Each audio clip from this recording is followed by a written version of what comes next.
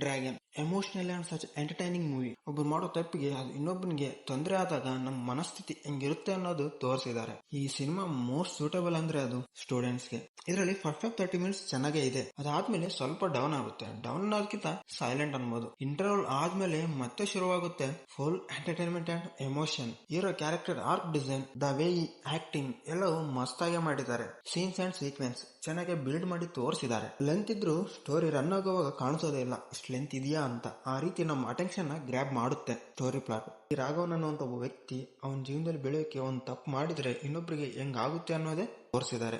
Interval scene ಸಖತ್ತಾಗಿದೆ. ಮಾಡಿರೋ ತಪ್ಪಿಗೆ ಯಾರಿಗೂ ಗೊತ್ತಾಗದೆ ಹೀರೋ ಬೀಳೋ ಕಷ್ಟ ಚೆನ್ನಾಗಿದೆ. ಮದುವೆ ಆಗೋ ಹುಡುಗಿಗೆ ಗೊತ್ತಾಗದೆ ಕಾಲಲ್ಲಿ ಮ್ಯಾನೇಜ್ ಮಾಡೋದು ಸಖತ್ತಾಗಿದೆ. ಟೋಟಲಿ ಕಾಲೇಜ್ ಹುಡುಗರು ಡೋಂಟ್ ಮಿಸ್ ದಿಸ್ ಫಿಲಿಂ. ಇನ್ನು ಇದರಲ್ಲಿದ್ದ ಕ್ಯಾಸ್ಟಿಂಗ್ ಚೆನ್ನಾಗಿದೆ. ಓಕೆ ಗೈಸ್, ಇದಿಷ್ಟು ನಾನು ಸಿನಿಮಾ ನೋಡುವಾಗ ನನ್ಗೆ ಅನ್ಸಿರುವಂತ ರಿವ್ಯೂ. ಮತ್ತೊಂದು ಹೊಸ ಸಿನಿಮಾದ ರಿವ್ಯೂ ಜೊತೆ ಸಿಗೋಣ.